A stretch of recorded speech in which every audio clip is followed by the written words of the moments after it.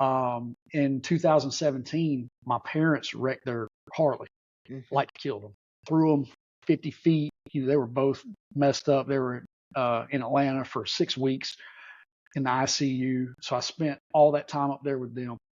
And I remember after, I don't know, 4 or 5 weeks in, um, I called my wife. I said, hey, I got to come home for a night. Yeah. So I called my brother. He came up there and we swapped out. And I went home and I remember going to the house and I sat there for about an hour. And I told her, I said, I got to go to work.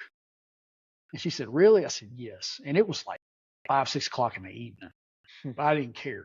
I said, I got to go to work. So I showed up at the station. And I remember Lance, he was still my lieutenant. He was like, man, what are you doing here? I said, can I just ride the truck the rest of the shift? He said, yeah, So I came in and I remember sitting at the table. It was me and Lance and Brandon sitting there. And I said, I just need some normalcy. I need my brothers. I need this place. And when I went through the hard times, like I said, it's the only thing that didn't change. And so it really made me appreciate the fire service so much more.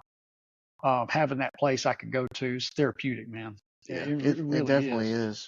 So, but yeah, that would be my answer to that question, I think spiritually and professionally. I think professionally for me, one thing that has changed is being so negative for me is showing up to work and just being in just an awful mood. And I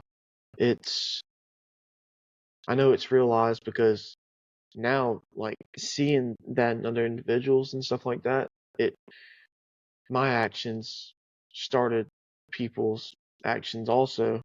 I'd show up to work, I'm in a bad mood, don't talk to me, don't even do this and that, and that. And they're like, oh, well, Derek's in a crappy mood, so this is going to be a great day. Yeah. So that immediately just shifts their perspective on their day. So, and one thing what I try to do now is I try to show up to work and just be happy, no matter what. All smiles, man. Yeah. And even though if I got something going on, like, I pray about it. I wake up, first thing I do is I thank God.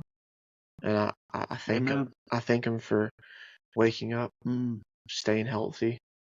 I thank him for Natalie, my daughter. And I do that every morning before I leave. And I think doing that every morning puts me in that, that right mind.